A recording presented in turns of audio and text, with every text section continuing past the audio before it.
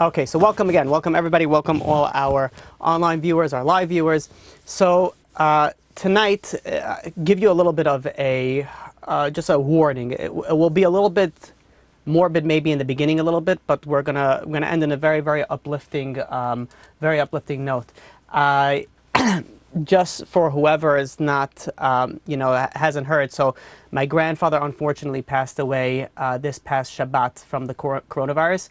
And I wanted to start off the class by not giving a hesped, not giving a eulogy, because we're not allowed to give eulogies during the month of Nisan. But I wanted to go and speak a little bit about him in his qualities that we could learn and gain from it, specifically related to this time. Just to give a little bit of a background, he was born during World War I. And at the age of 22, it was 1939, he was taken, this is during World War II, he was taken to Dachau, the concentration camp. And he was there for about 4 weeks, where his father, which is my great-grandfather, went and gave an SS officer $10,000, literally all the money that he had, so that he could basically sneak away my grandfather, his mother, and my grandfather's younger brother. And they snuck them out, they snuck those three out to the Czech border, and then they had to go and travel by themselves to their sister's house, which through miracles, which we don't have the time, they ended up getting there. My grandfather then went, and he was supposed to go on a ship to Israel, and it was on March 14, 1939. He went on the ship, and they told him that the younger brother was too young, and he couldn't go on the ship. There's another ship that's going to be leaving with 700 children. So they had nothing to do. They had to leave the younger child there with the sister, and then he went on the boat to go to Israel. 4 hours after he left, the Hitler Yamach Shemo came in and overtook the place, and unfortunately his younger brother and his older sister and her children all perished in the Holocaust. So he was saved by 4 hours. 4 hours is where he was saved, from the Holocaust over there. Now, he lived a very long life, B'chazdei Hashem. He lived until 102, and he always attributed his long life to the fact that one time when he was a little boy, he went to a huge rabbi by the name of Rabbi Chaim Wasserman. And Rabbi Chaim Wasserman was testing a lot of boys on Mishnayot. And he had a bucket, like a little container of candy, and he kept on giving candy to the boys after they passed their test. And when he got to my grandfather, he told my grandfather, after he tested him, and my grandfather did well, he said, listen, I don't have any more candies. All I could do is give you a blessing for a long life. And my grandfather attributed his long life to this blessing by Rabbi Chaim Wasserman. But the actual focus that I wanted to speak about is there are certain character traits. Our sages tell us that after a person passes away, their good deeds, their character traits, you're able to grab it. You're able to grab it and utilize that for your own and grow from that on your own. So I was thinking, I found a few things that are very apropos to these times that we could all utilize and grab these powers that are just, floating in there waiting to be grabbed. The first thing is that my grandfather always used to, and by the way, this shiur, this is Lilu Nishmat, my grandfather, Avraham ben Chaim Yehuda. And actually, while we're on it, we also have Lilu Nishmat Yecheskel ben Tzila, which just incidentally, whoever has been listening to our classes knows that I've been saying that was my uncle, his son. So it was a son and a father passed away in a period of a few short months. And we're also learning tonight L'Ufuah Shlema to Harriet bat Lillian, to Yaakov ben Sarah, to Rosa bat Mazalut, and to Avram Savi ben Tzipora, and Besoich Shar Choyle Yisrael. Now it's so scary of what's going on over here. May the entire Klal Yisrael, entire world, have a complete L'Ufuah Shlema, L'Ufuah Nefesh, L'Ufuah Guf, and we can be done with this Magefa, with this plague, and go back to the regular learning, but even better yet, to actually go back to the Bet HaMikdash is what we really want. So, of the character traits that I wanted to discuss, number one is that he always would constantly thank God for his miracles. He saw his life as a miracle. And I went to visit him with my entire family. Baruch Hashem, we got to see him about 2.5 months ago. We went to see him, and I saw him. We were he was in Los Angeles by my aunt and uncle. So we went to visit him, and we had the whole family sitting there and eating dinner by my aunt and uncle.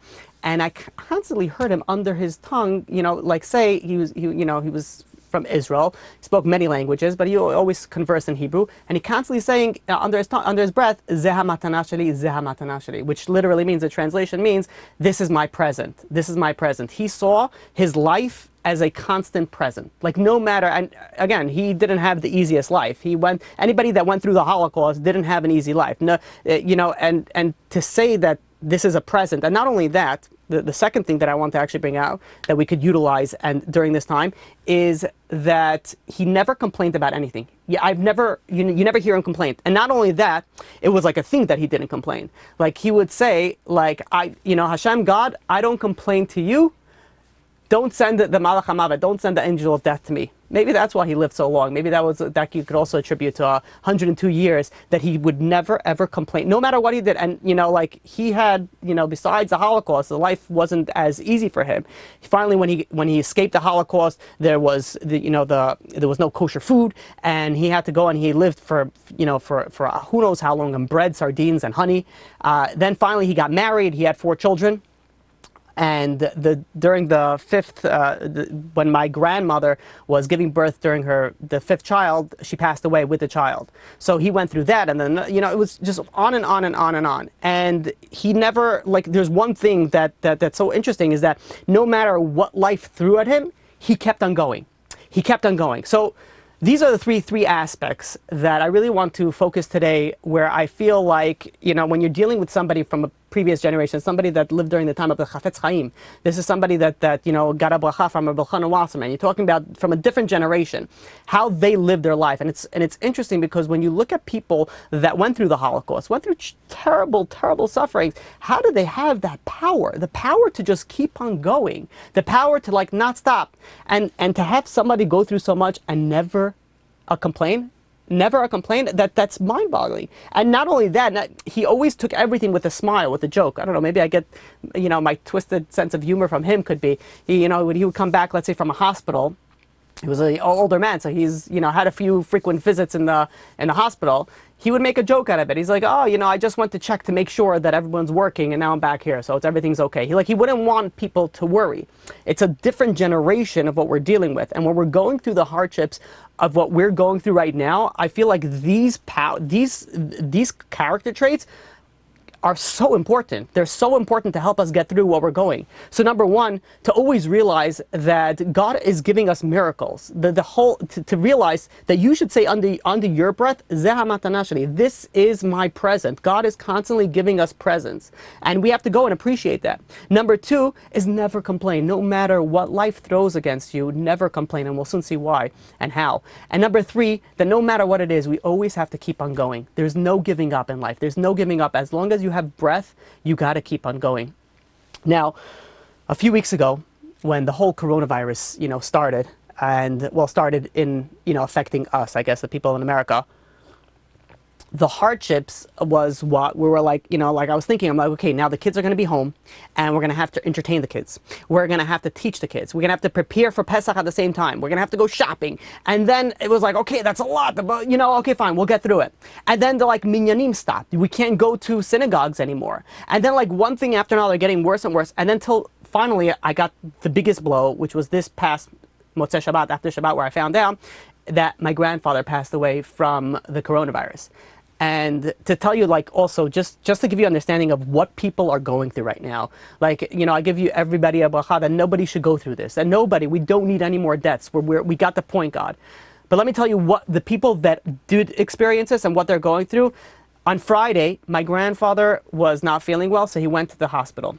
By Shabbat day, that was less than 24 hours later, he passed away already. That's how quick. And not only that, the saddest part is that the hospitals don't even allow people to come into the room because of the coronavirus. So there are people that are unfortunately passing away all alone. Nobody's by their bedside.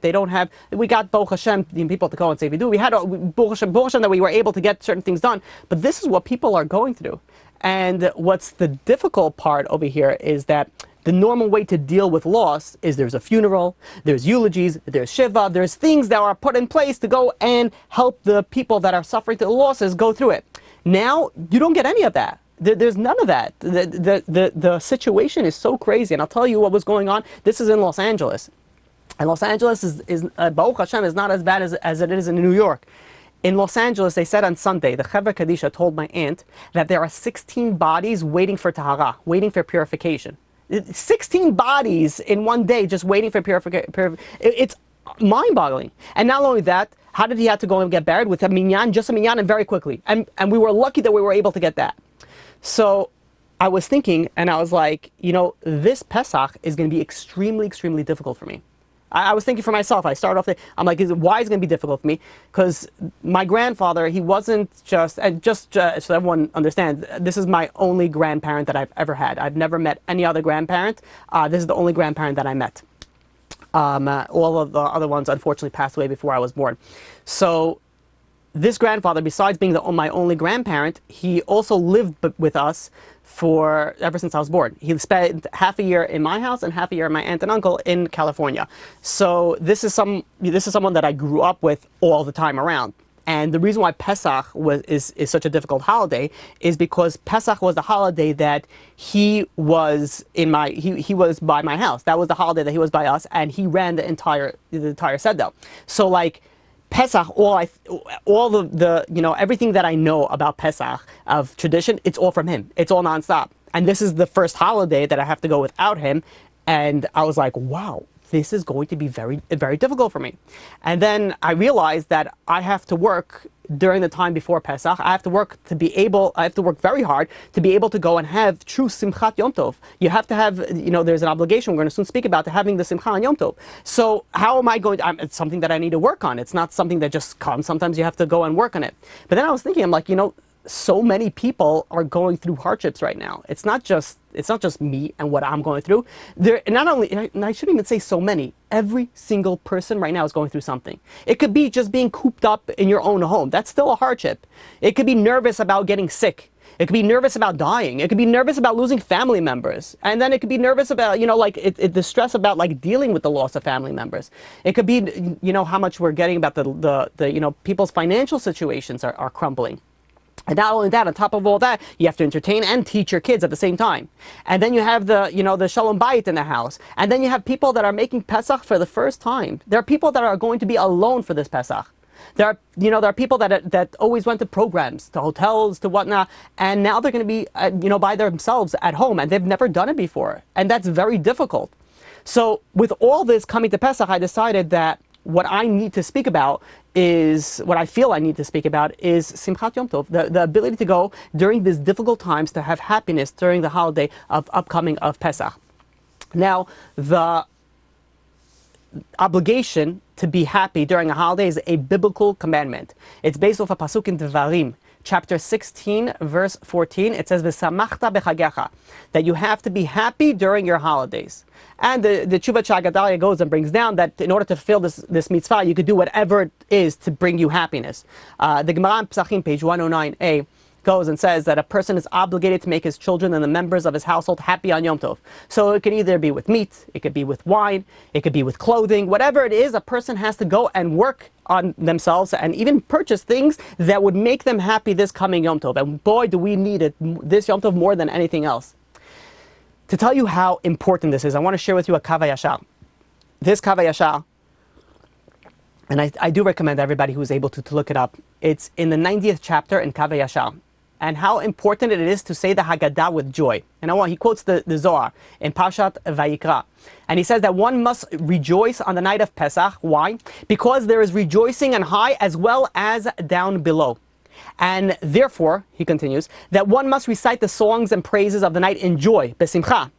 And you have to refrain from any anger, any kas.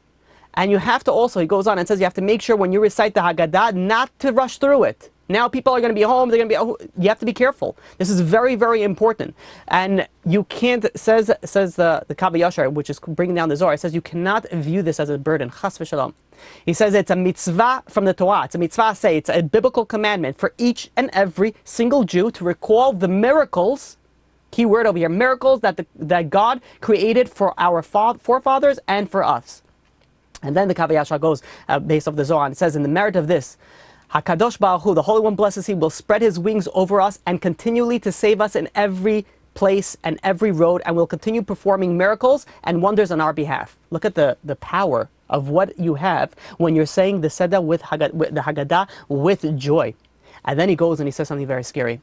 And he says, and I'm quoting, "But if a person views the recitation of the Haggadah as a burden, and he's saying it without joy and intention of the heart, he will not merit having miracles performed on his behalf in times of danger." I'm like, I was learning this. I was like, wow, that this is beyond. This is, you know what, we are in times of danger. This is what we need. This is who we need, the schuyot over here so badly. This is why I feel that it's very important that every single one of us work extra hard this Pesach for the Simchat of Yom Tov. Now, so that's really what I want to go and discuss tonight, Be'ezrat Hashem, with God's help. When Yom Tov comes, when the holiday, when the Chag comes, we have to remove all our dagot, all our worries. I want to share with you a story that I've shared before. It's something so important, so beautiful, brings out this point very, very nicely.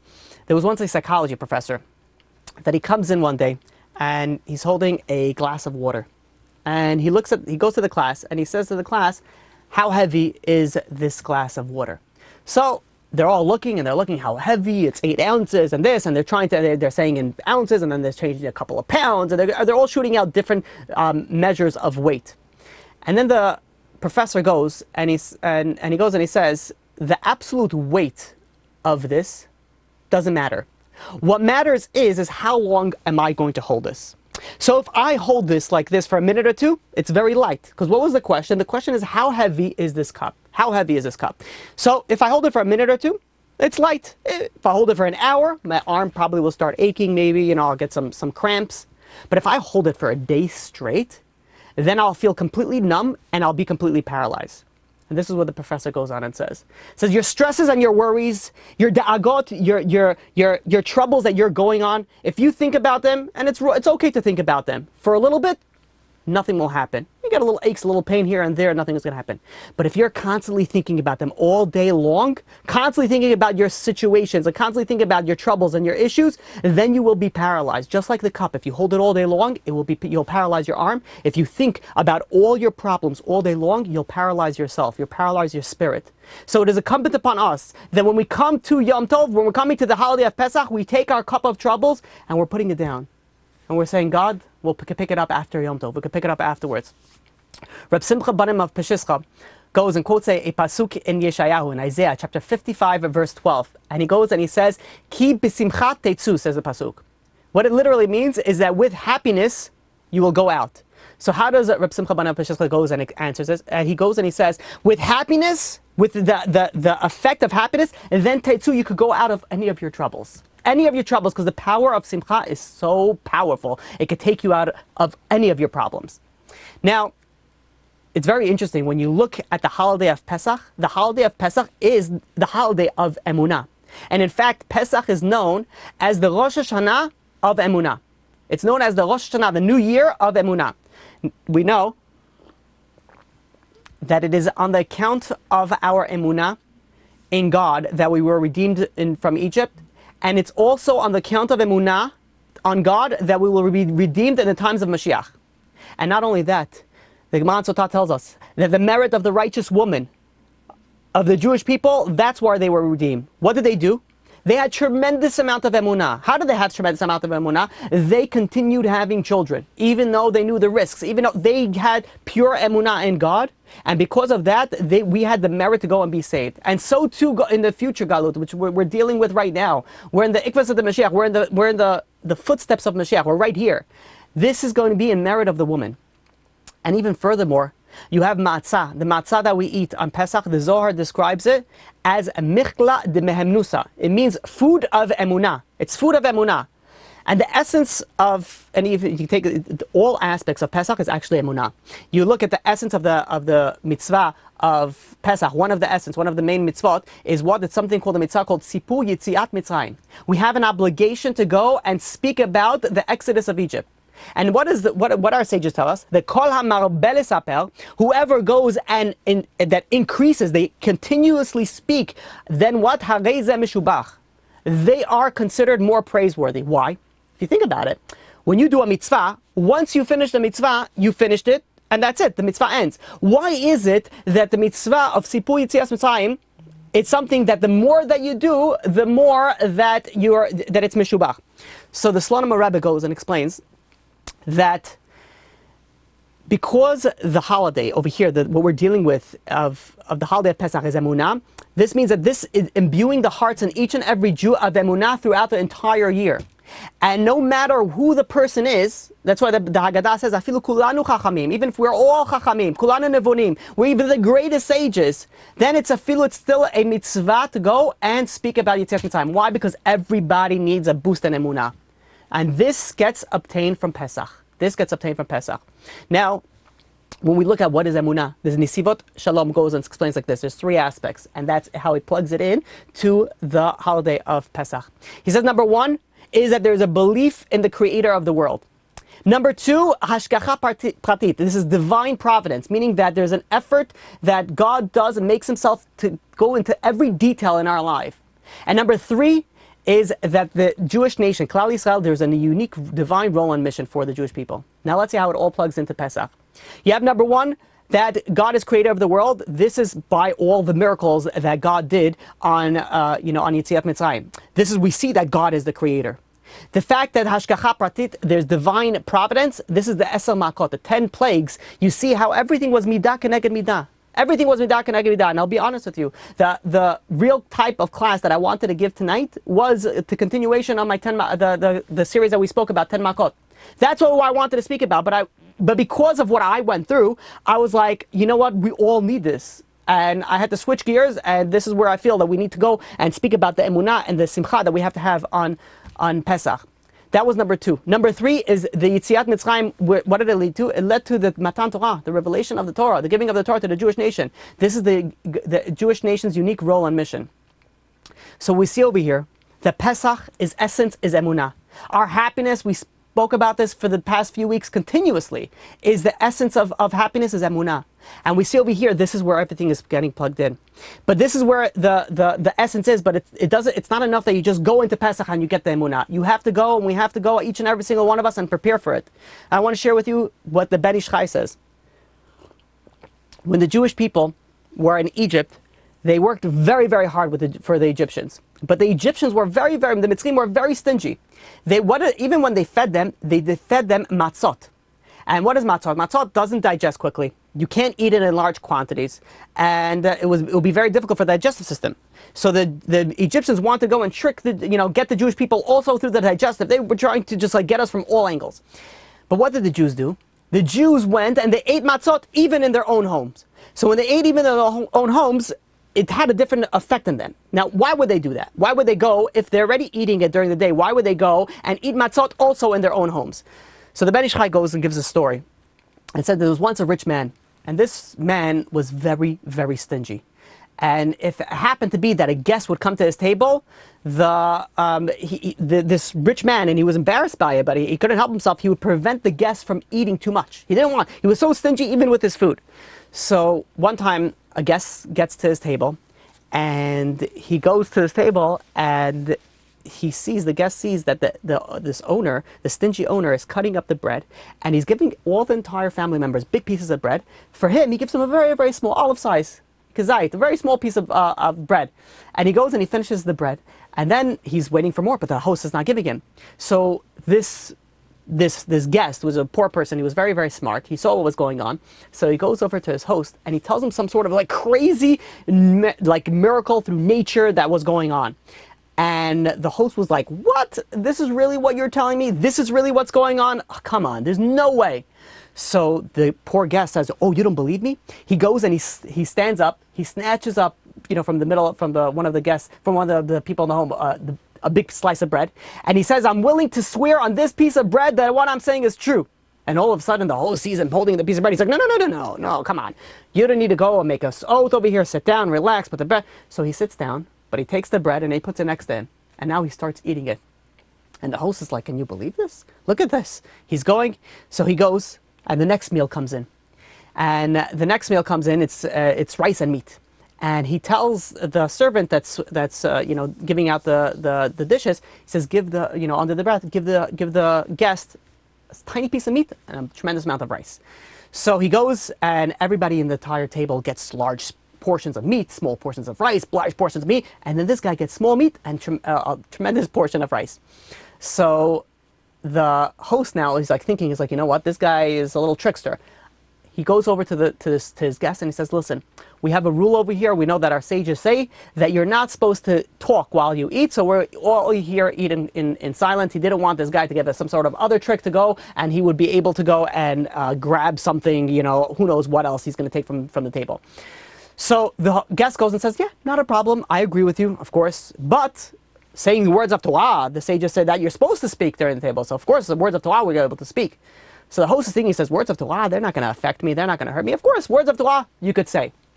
So he goes over, and this guest starts going, and he says, there's a halakha that you're forbidden for two people, one eating meat and the other eating dairy, to be eating at the same table unless there's some sort of reminder or separation between them.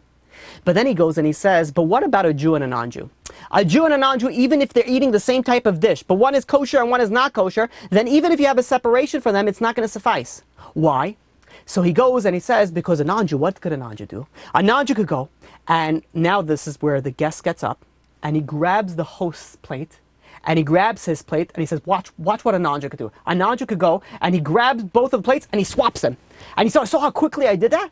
And no, the Jew won't mind and not even realize. And the Jew is going to go and he's going to eat food that's not kosher. And he sits down, and he's about to eat from the plate that is host. And the host sees, he's like, look at this guy, how clever he is. Look, what's this guy doing? He says, you know what, I can't do it. The host couldn't do it. So what he did was, as he quickly calls in the servant, and he says, listen, servant, you forgot to go and salt the food. He says, you can't. Look at the guest is about to eat the food. He's about to salt it. So the guest understood what was going on. So the guest said, no. He says, it happens to be my doctor told me that I can't have salty foods. So it's really good that you did that. And then the host had to go and salt his own food. Long story short, this guest was able to eat a full meal. And this is what happened, says the Ben Ish Chai, that the Jewish people did in Egypt. The Egyptians wanted to trick the Jewish people and give them matzot, give them things that will be bad for their digestive system. So what did the Jewish people do? They went and they ate matzot in their own house so that they got used to it. When they got used to it, so then they enjoyed it. They enjoyed the matzah at home. They enjoyed the matzah also during the day. Now, when the Jewish people ate the matzah, what did we say that the Zohar, says? That it's michla de mehemnusa, it's food of emunah. So they were preparing for the emunah that they were going to be able to go and leave Egypt. And we know Pesach is also the Rosh Hashanah of emunah. So we have to go and we have to utilize this time. Now, we don't eat, there's a minhag not to eat matzah during this time, but we work on our emunah during this time to be able to come into Pesach with such simcha, such happiness. And this is something very interesting where the Ben Ish Chai brings one of my favorite stories, the Ben Ish Chai. I love all the stories. This is something, connects with me. The Ben Ish Chai goes and asks a question like this. We go on the Seder night, and we take the milah matzah, and we break it into two pieces. The larger half, we go and we hide it till the end of the meal.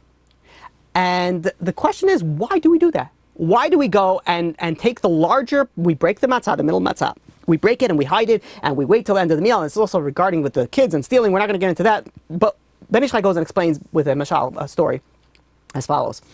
And he says that there was once 3 friends. And these 3 friends were very, very close. And they decided that they're each going to go on their own ways for a set amount of years, and they're each going to learn a discipline, a center, like a knowledge. Each one's going to go to a different center, and then they're going to reconvene in one location in a few years' time, and they're going to share what they learned with their friends. So they all went on their separate ways. A few years go by, and they all meet in the same location, and they say, so, what did you do? What did you learn? What did you learn how to create? What did you learn how to understand? Which wisdom did you go? So the first one goes, and he says, I learned how to build a telescope. They're like, a telescope? What's a telescope? He says, a telescope is this like long tubular, piece of metal with glass that you're looking from the small end and you look out through the large end and you could see things that are from very, very far away. You could see it as if it's very, very close. They were like, wow, that's unbelievable. And the other guy goes and says, you think that's so? You know what I learned? I learned how to make an automobile.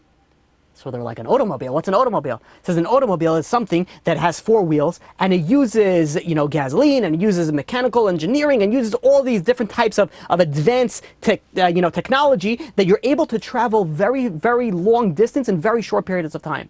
They're like, that's amazing. That's unbelievable. And they go to the third guy. So what did you learn? What did you study?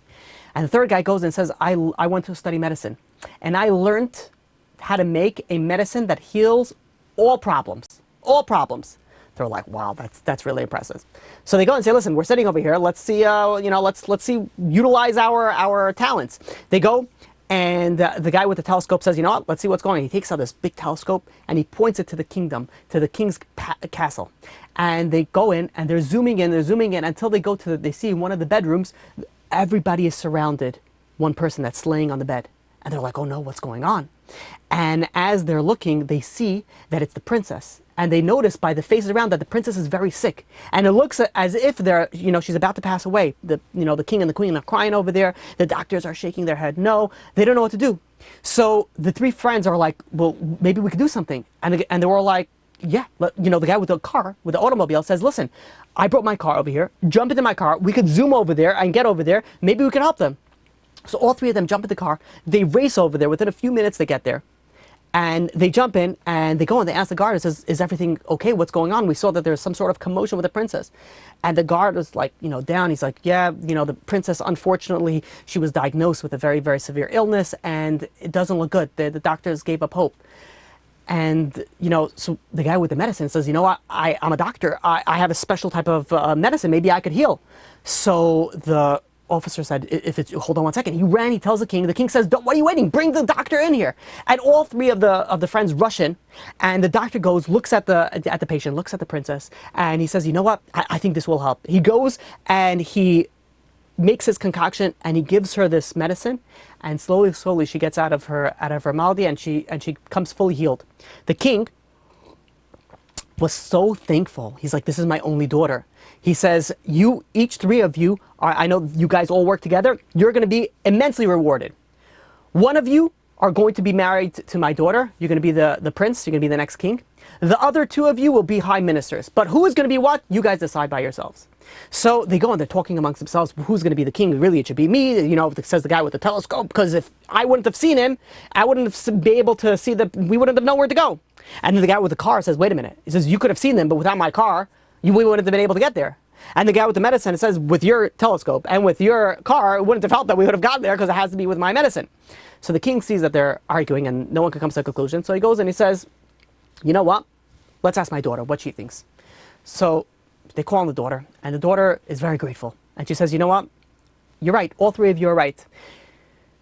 The guy with the telescope, I needed you. The guy with the car, I needed you. The guy with the medicine, I needed you. But the guy with the telescope, I don't need you anymore. The guy with the car, I don't need you anymore. But the guy with the medicine, he says, if I ever get sick again, I need him. I need him the most. So I choose the guy with the medicine. Says the Ben Ish Chai, there are 3 partners to a creation. There's man, the man who has his 2 parents and God. 2 parents is 2 of the partners, and the third partner, there's 3 partners. 2 of the partners is your parents, and the third partner is God. Who do we need the most? Even the parents need God. We need God, and the parents need God, so who's the most important? God, just like the medicine. We could go and we could say, that to the parents, yeah, you brought us into this world, and we're forever grateful, and we have to do kibbut avim, we have to do all that. But for God, we need God till the day that we die and beyond. Says the Ben Ish Chai, he says, what do we do when we break the matzot? When we break the matzot, we take the larger piece. That represents HaKadosh Baruch Hu. That represents God. We put God and we put it all the way to the end, to the Afikoman. Why? Because we're telling our children, we're telling ourselves that we need God the entire time. We cannot survive without God. Through the entire Sedel, we're going and we're waiting, we're holding on to God. We're savoring that Afikoman, the final matzah that we have over here. This shows that we need God's help every single moment. This is the matzah, the bread of emunah, the food of emunah. This is the food of emunah that we have to go, and this is what we get on the holy night of Pesach. And what is chametz? The opposite of matzah. That, our sages tell us, that represents the evil inclination, meaning that it takes us away from our emunah of God. And therefore, what do we have to do before Pesach? We have to get rid of anything that undermines our emunah, anything that goes. And the days that we're going during now, we're all being tested. We're all being tested so bad. And it's something that is incumbent upon us that we have to go and cleanse ourselves. We have to cleanse ourselves from our chametz, from our evil inclination that's trying to take away our emunah, trying to take our simcha away.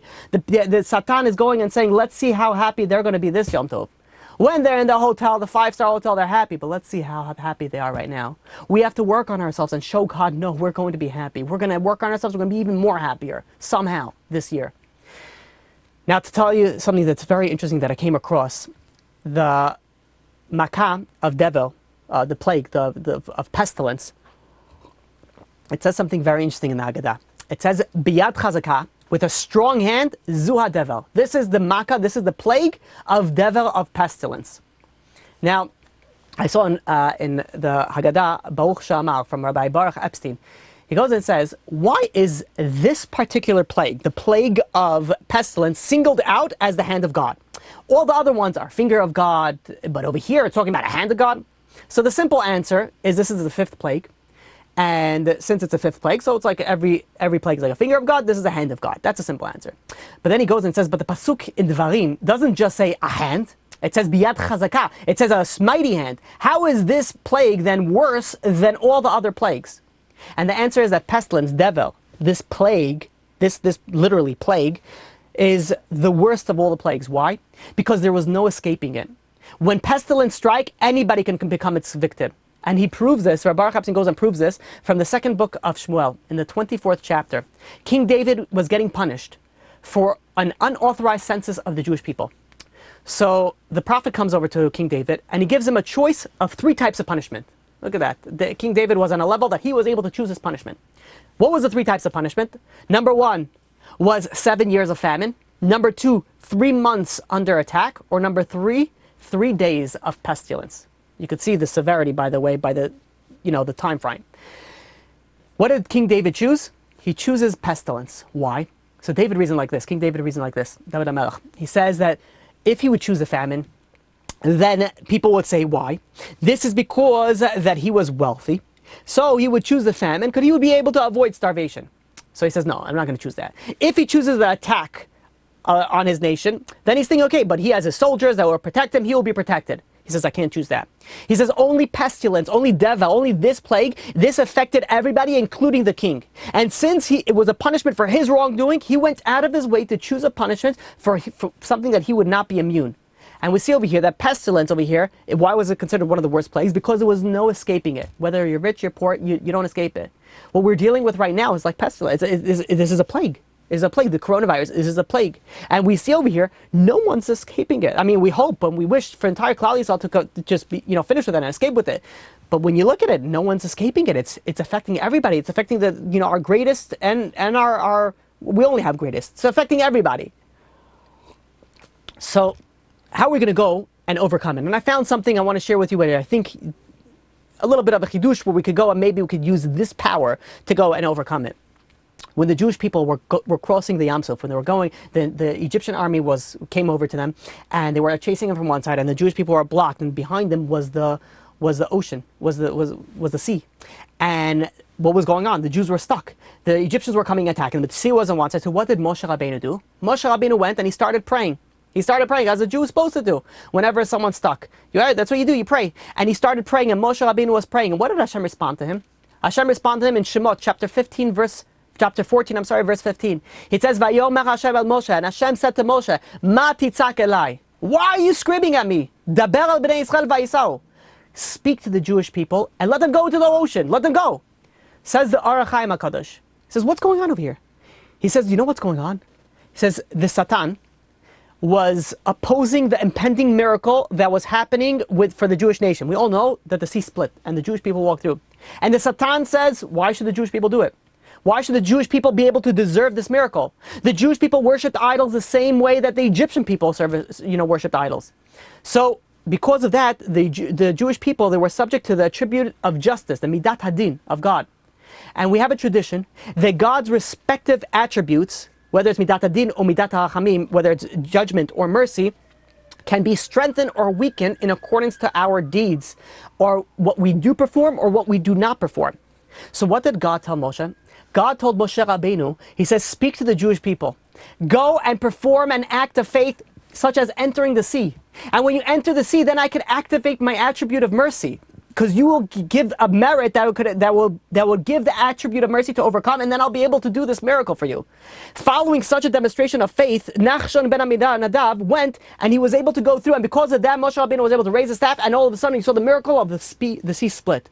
Why? Because they needed that action. They needed that level of emunah. They went to the level of emunah, they went into the ocean, and then it split.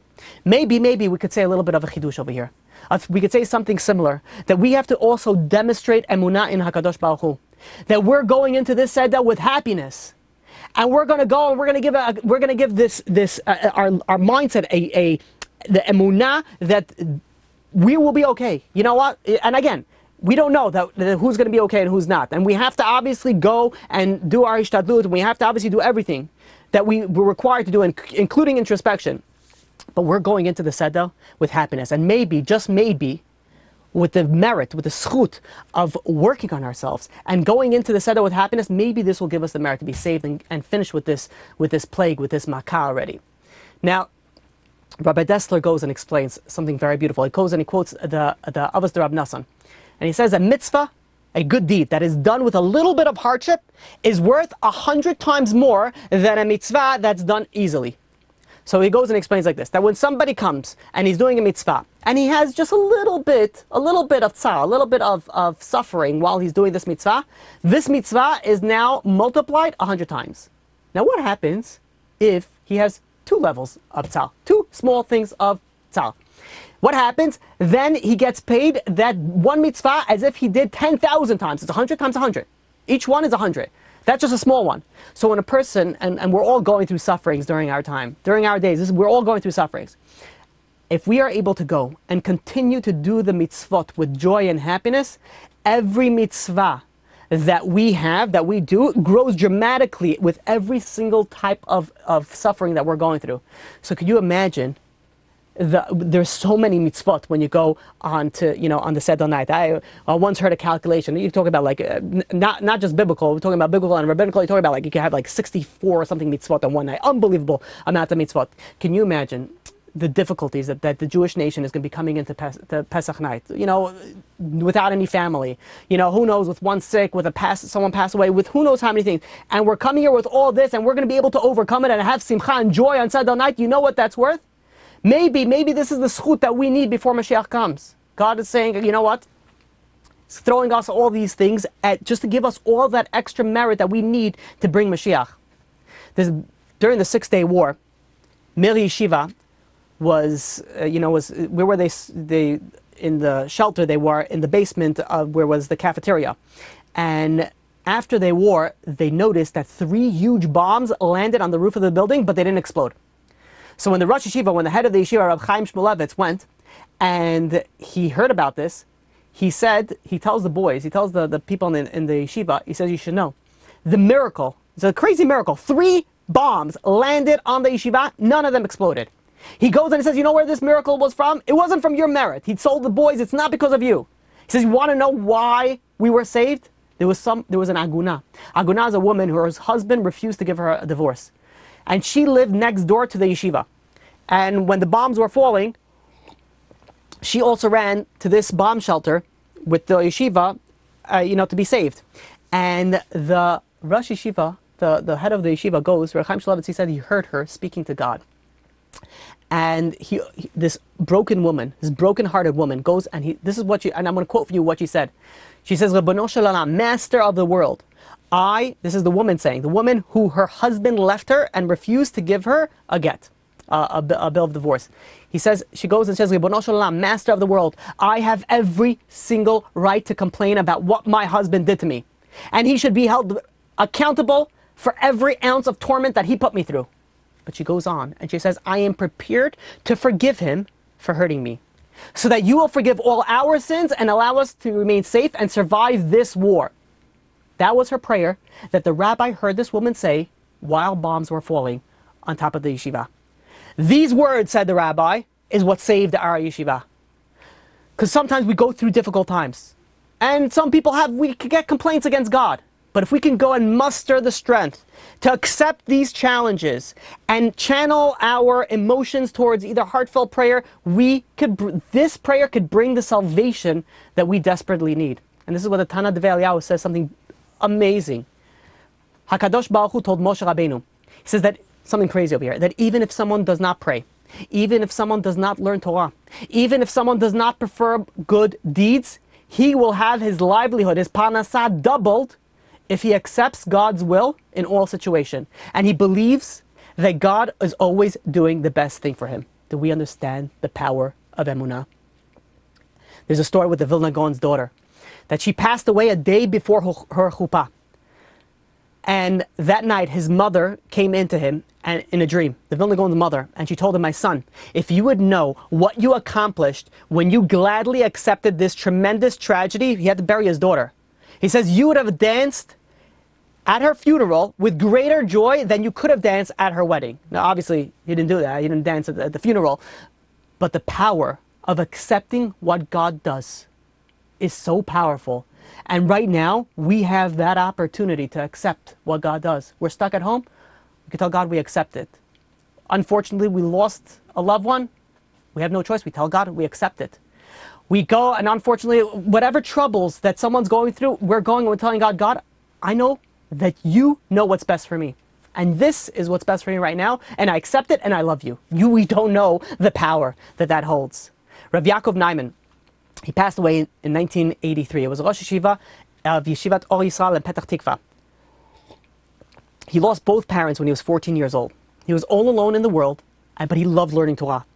And in Yeshiva, as a 14-year-old, once a week, all the other students received packages from their parents. Food, clothing, letters, all these, nice packages from the parents. But of course, he didn't receive anything. He didn't have any parents.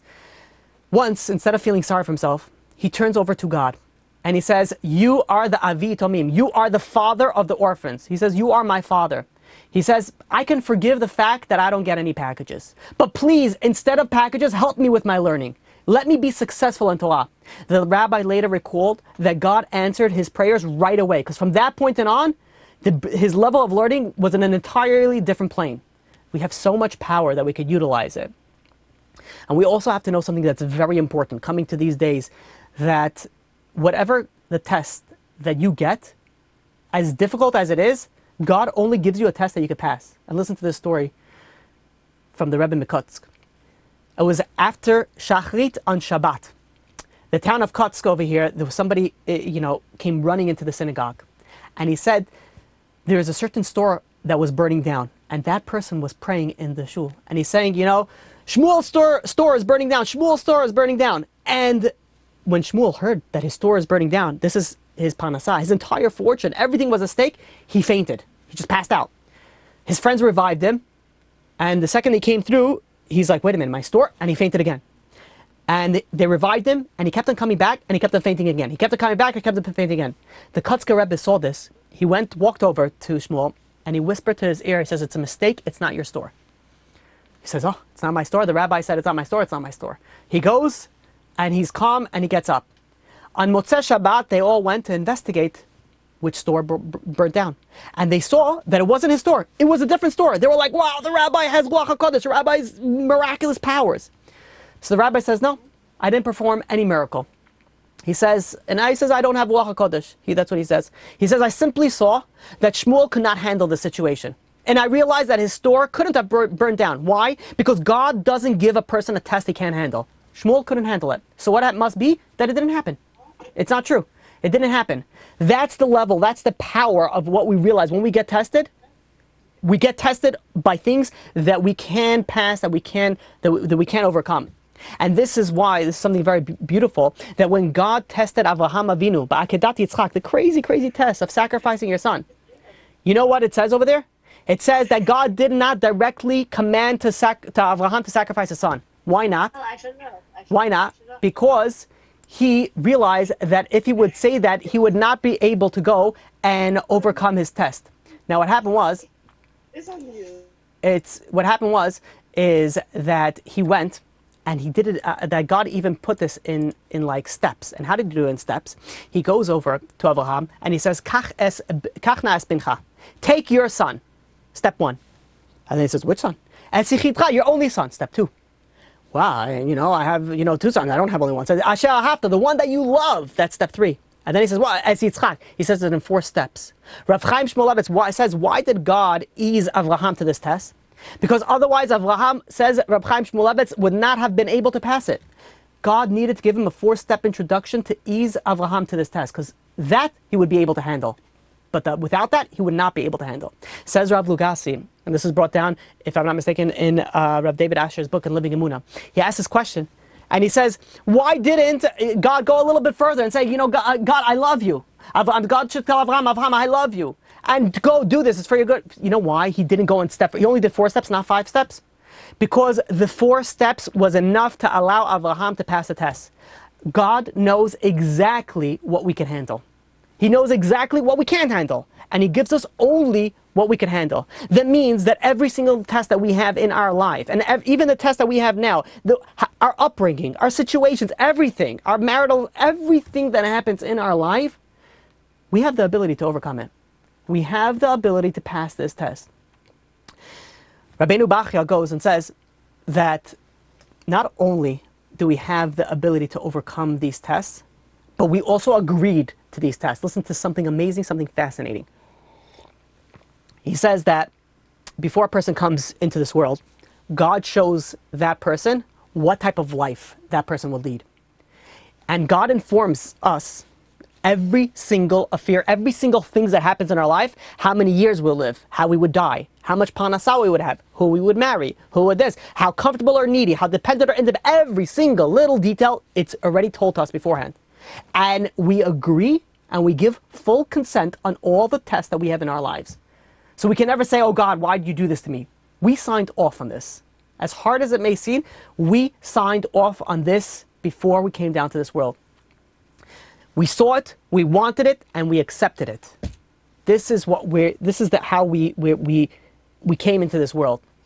There was a story brought down by Rabbi Eliezer Parkov, and it's told over by Rabbi Avraham Gross. He served as a chaplain in Columbia Presbyterian Hospital, and every day he was the rabbi, he was a chaplain. He would go and he would receive a printout of all the Jewish patients. And he would make his rounds, and speak to the Jewish patients. And he realized that, this is, it's just through a computer, and sometimes, people slip through the crack. So he would also look at the names of all the patients to see if any name would be Jewish that wasn't on the list. And one time he goes and he comes across a particular, familiar name. This is a name that, before World War I, it was a huge Talmid Chacham. And he's like, wait a minute, this is such a famous Jewish name. He goes like, and this guy's not on the Jewish list. So he goes over to the room of the patient, and he says, he introduces himself. He says, are you by any chance related to Rabbi so-and-so? And he says, whoa. He says, the patient goes and says, you knew my great-grandfather? And as he's speaking to this patient, the rabbi looks at the table, and he just had his meal, and it was a non-kosher meal. And the patient saw the rabbi looking at his meal, and he's like, I see that you're looking at my, meal. You're probably wondering, what's going on. And the rabbi says, yeah, to be honest, I am. So he said, I used to keep kosher. He says, but not anymore. He says, I used to keep Shabbat, but no longer. He says, I used to go and pray. I used to go and put on tefillin. I used to do all these things, but no longer. So the rabbi says, must be you probably went through some sort of hardship. So he says, so the patient goes and says, yeah, and he goes and he tells him his story. And he said that they had a son, him and his wife had a son, and his son got sick. And he was 20 years old, very young guy. And we used to stay by his bedside in the hospital. And then Friday afternoon came, and we had to tell him goodbye because we had to go light Shabbat candles. So we hurried home. And when we got home, right before my wife lit Shabbat candles, this patient is telling the rabbi, they got the phone call that the son didn't make it. And this patient goes and says, since then I have nothing to do with Judaism. I'm done. I have nothing to do with Judaism. So the rabbi says, see, so you're angry at God. And he says, oh, you bet I'm angry at God. So the rabbi goes to him and says, what was your profession? What was your what did you do for a parnasah? So he says he was a judge. He was the justice of the Supreme Court in Queens, in the borough of Queens. And the guy goes and he says, the patient goes and says, you should know that all the time the federal Supreme Court only repealed 2 of my cases. And he was very proud of that. He says, wow, the rabbi says it's a wonderful record. But the rabbi says, I'm sure you disappointed though a lot of people. He says, a trial has 2 sides. You choose one side, or the other side is going to be very upset with you. He said, but I'm sure, the rabbi goes to him and it says that you stuck to your guns. You went, and when you reached the verdict of the case and you felt that this was right, the law is the law. And the law is often cold, it's often harsh, but people need to accept it. And he's like, yeah. The patient goes and says, the law is the law. You have to accept it. So the rabbi goes over to him. Genius. The rabbi goes over to him and says, God is the ultimate chief justice of the Supreme Court of the entire universe. And he also has to make decisions that we cannot understand. And it looks wrong. It looks like it's bad. It looks like it's something going, but God knows better. He takes everything into consideration. He takes the past, present, and the future into consideration. And everything has been accounted for. And what do? We have to go and we have to accept it. You want to know why the rabbi tells this patient? He says, because it's a law. It hurts, it's painful, but the law is the law. He goes and he says, you had a son. He says, you are a justice of the Supreme Court. You understand it's the law. And this judge stared at him. He dropped his head and he repeated over and over again, that's the law. That's the law. And he says, I have to accept it. I have to accept it. And he goes over to the rabbi and says, Rabbi, you think you could get me kosher food in the hospital? He says, look how quickly he changed. All of a sudden he's like, you know what? This is the law. We're going through very difficult times right now. There's death, there's sickness, there's parnasah, there's pieces, shalom bayit, anxiety, depression. There's so many things that are going on over here. The list goes on and on. But one thing we have to realize, this is the law. God ordered this to happen. This is what it is. The law is the law. You have, unfortunately, people, there are brides that didn't have a wedding. You have parents that are making a brit milah for the first time by themselves. You have family members that want to say yiskol, but they can't. Why? It's the law. This is the law. Unfortunately, it's the law, and we have to go and we have to accept it, as difficult as it is. And again, we don't ask God for any tests. We don't want any of the tests. But when the test is already given to us, we have to accept that this is the law. And Hashem, in His infinite wisdom and mercy, said this is what needs to be done. I want to finish off with one final thought. Yaakov and his children went down to Egypt. The question is, why did HaKadosh Baruch Hu go and exile us into Egypt before taking us as a Jewish nation? The Ben Ish Chai comes and tells a marvelous story. So there was a story of a rich man who raised an orphan in his home. He fed him, he clothed him with honor and abundance, everything. He put him as one of the members of his own family. And one day, there was a knock on this wealthy man's door. And a poor man was begging for a donation. And this rich man, he felt so much pity for this beggar that he decided he's giving him 100 gold coins. This poor man never saw so much money in his life. He thought maybe he'll get 1 gold coin. He got 100. He didn't stop singing the rich man's praises non-stop. The wife overheard all these praises that he's singing to her husband. She was very happy with this. She was very pleased. She says, but then she starts thinking, she says, wait a minute. She says, look at this poor orphan that we took into our own home. It's not our child. We've given everything. We didn't spend 100 gold coins, and we spent thousands upon thousands of gold coins of him. And yet he doesn't give the praises that this poor man who just got 100 gold coins give. So the husband goes and tells her, I'll show you why. He goes over to this poor orphan who's now older, and he says, I've kept you in my home. I've paid for all your expenses. I've educated you. Now you're old enough, it's time for you to go on your own. So the orphan goes and says, gave a kiss to his, to his benefactor, to his, his adopted parents, the one who took him in, and he says, I thank you for all that you've done. Packs up a few belongings and he goes out into the real world. However, he didn't have any money, so he tried to go and borrow some money that he could have some sort of, apartment, but no one wanted to lend him money. He didn't have any credit. And he's like, okay, maybe let me try to get, some job. But he didn't have any experience. No one was hiring him. And nobody was willing to lend him money. No one was hiring him. And he was going and he was suffering so many hardships until finally he was able to go and borrow money and borrow a loaf of bread. He borrowed a loaf, couldn't even borrow the money, borrowed the loaf of bread. Nowhere to sleep, he slept in the street. He hired himself out the next day carrying, people's baskets for a few pennies. He had 3 terrible days, one worse after another. And then suddenly a messenger from the wealthy man, the one who raised him, comes over to him and says, my master wants to come in and speak to you. He goes over back to his benefactor, and this wealthy man says, listen, I changed my mind. I want you to come and stay with me as you did before, like one of the family. This orphan felt so much joy, such immense happiness. He started blessing his benefactor with so many brachot from today until tomorrow. The rich man leaned over and he whispered to his wife, and he says, here's your answer to your question. He says, this poor orphan, he became accustomed to all our favors, and he took them for granted. So it didn't occur to him to thank us.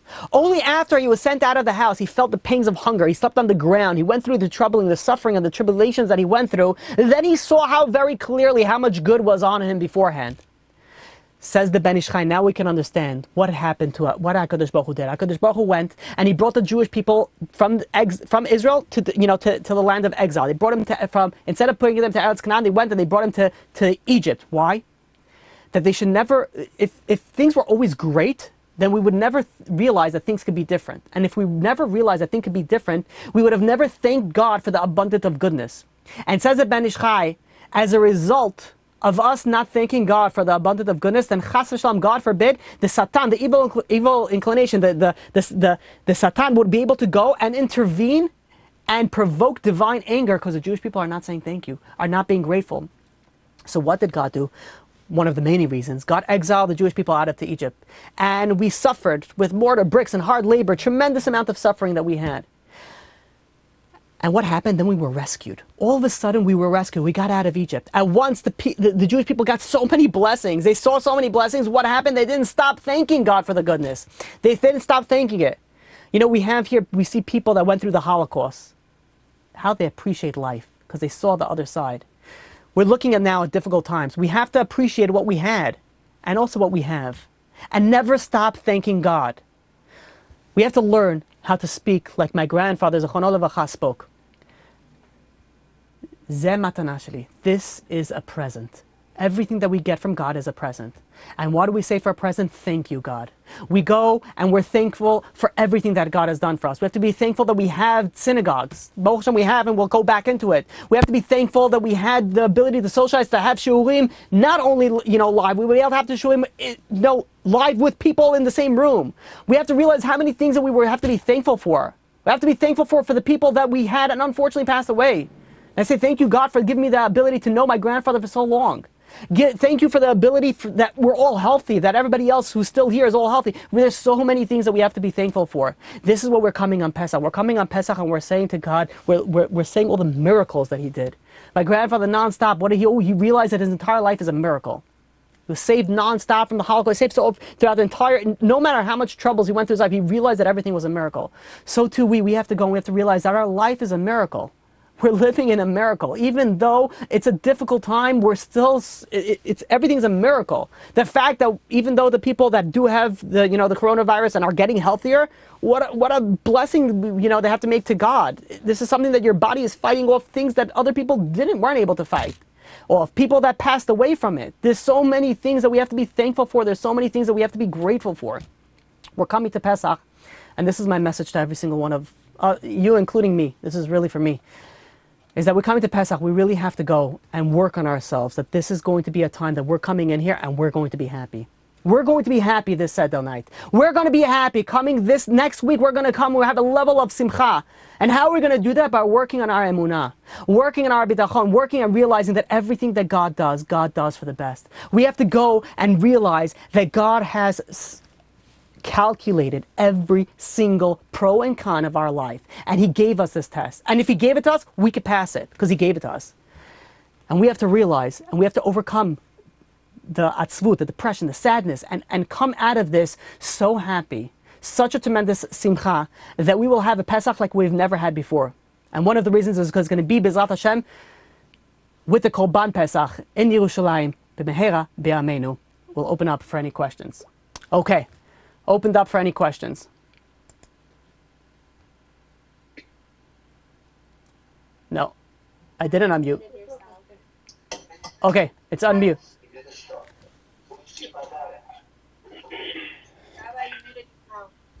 I'm sorry, what? I'm muted? Oh.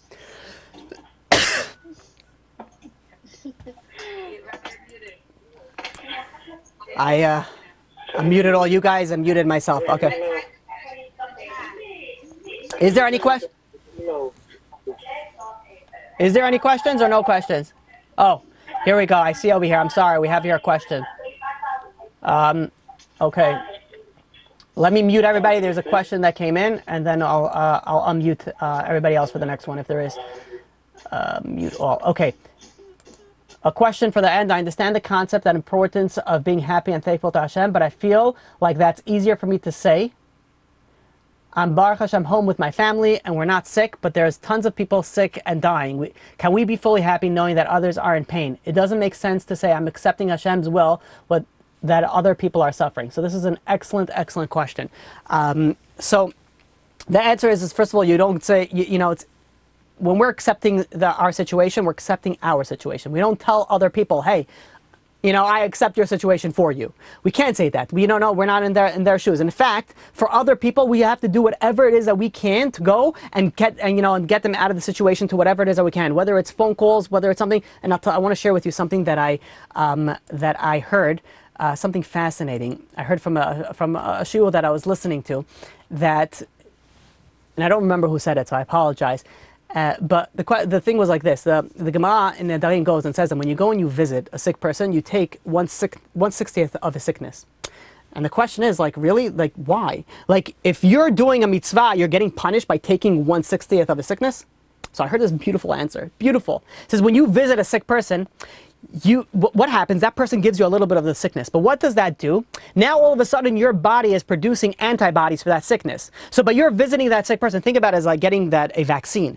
You're getting sort of an antidote for that sickness that's coming in. So when we have people that are suffering during these times, it's so important that you go. You make a phone call. It's so important to go. There's so many people that are suffering, and sometimes you don't even know that they're suffering.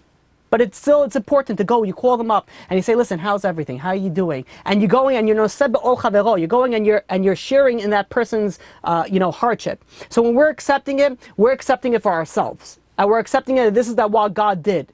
We don't tell other people, hey, by the way, I accept your suffering. This is not. It's a different concept. So. Good question, but the idea over here is this is really what we're focusing to ourselves. And yes, people are going through hardships. Yes, people are going through a very difficult time, but we should do something about it. And even if all that is, it's a phone call. Even if all that is just like trying to make someone feel just a little bit better. Okay, I got another question. Again, I get the concept. However, when one is stuck with one's family, and it's a hard family situation, and there is nothing to look forward to, it all feels forced. How does one channel happiness? Easy to know, to have, but what's a tangible way to make oneself happy when they're just trying to stay sane? So this is actually a very, very, very good question. And this is something that many people are dealing with. And it's one of the hard, when dealing with a lot of people, one of the things that actually is hard personally for me is I know people that have very difficult family situations, and sometimes it's abusive. And now, not only are, the only free time that they had was when they went to work or when they went to school. And that's when they were able to get out of that abusive relationship. And now they're stuck in this abusive relationship in their home, and they can't do anything. And it's very, very difficult. And, I can't even imagine what these people are going through. But with that being said, what a person has to work on themselves is to follow that same guidelines, is to realize that God knows your situation, knows that your situation better than you. Yet, for some reason, God decided that it's not only okay, it's beneficial for you to be there. And again, it's very difficult to say that. It's actually easy to say that. It's difficult, emotionally to say that. But God realized what you're going through. God knows what you're going. God knows that you're alone. God knows that you're in an abusive relationship. Yet, God put this disease here now and put you in that situation now. Again, if there's something that you can do to get out of it, of course, you have to do your ishtadlut. But you have to realize that God did this and it's beneficial. So the only thing that I could tell you to do is work on yourself, just like we're all going to work on ourselves before we go to Pesach, that no matter what's going to be during the Seder night, I'm going to be happy. Sometimes, people misjudge. They go and they do something that they think what God wants, in the end, and get angry, and and that's not what God wants. We have to realize that we have to go and be bisimcha on Seder night. We have to go, and sometimes it means maybe not, getting a little bit, hardships in our, from our relatives and whatnot. The power that you have, and I'll tell you what you could do, maybe, is that the second that you want to answer back, please don't. Please don't. And ask God for whatever you want. Ask God whatever you want. Because if you're able to go, and you're able to go and overcome that, the power that you have, God is, what really God is doing is giving you tremendous amount of merits right then and there. God is basically giving you, like schuyot, merits on steroids. He's like pumping it in. He's like, by the way, you could just make like 1,000 sedels. That's the level that you could have. So you have to think about it, that God's doing this to me and I have tremendous amount of reward. Now, we don't want the test, but if it does come to you, try, work on yourself, try to overcome it. And during that time, ask God whatever it is that you want, whatever it is that you want. Okay. All right, we'll unmute all for any other additional questions, or of course you could, yeah. Oh, sure. Yeah, I see you. I have not a question, but more or less a comment. Let me just mute everybody else, and then let me mute you. 1 second. Okay, so you're the only one that's unmuted. Yeah, now we hear you.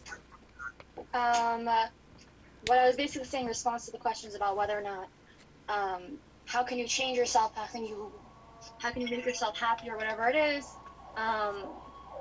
When I was going through hardships in high school, or whatever it is, one of the things that I would do was, it's a mindset. You have to be aware of it. It's very easy to, by default, when you're sad, to feel sad and be sad. And when you're training your mind to be happy, it's a lot easier. It becomes a default. No, I'm happy. No, I'm happy. So when you let yourself be in the default of sadness, it's a lot easier to default on that. So one of the things I would do is every day when I woke up, to create an outlook of happiness for the rest of the day, because it can be really hard, I would think or write down and think, sometimes even say it out loud, 3 things that I'm grateful for, 3 things that I'm happy for. Obviously, people have said this before as a mechanism before, but just to become more consciously aware of it, that's right now in these times, that there is good in the world, and your hardships are, of course, hard and valid and everything, but there's still good in everything that Hashem does. That is very well said. And just for whoever didn't hear, thank you, Shira. For whoever didn't hear, I think that's beautiful, beautifully said. So another great idea is, first of all, put yourself in a mindset of happiness. And how do you do that? So one way is to start thanking God for things that are good. Start seeing the good in your life. When you start seeing the good, then all of a sudden, when you see the good, then you'll be able to, like, okay, wait a minute. I do have a lot to be grateful for. So it's sort of like infusing a little bit of happiness into your own life. So thank you very much. Okay, let's open up for any other questions. Unmute all. Okay, any other questions before we close it off?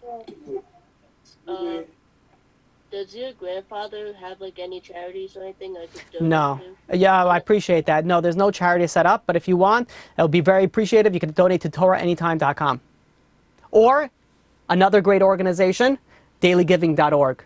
Dailygiving.org is, I've spoken about this before, it just constantly, this thing is going to blow up. And this is, now we could use it even more than ever, is, we're not able to go, and we're not able to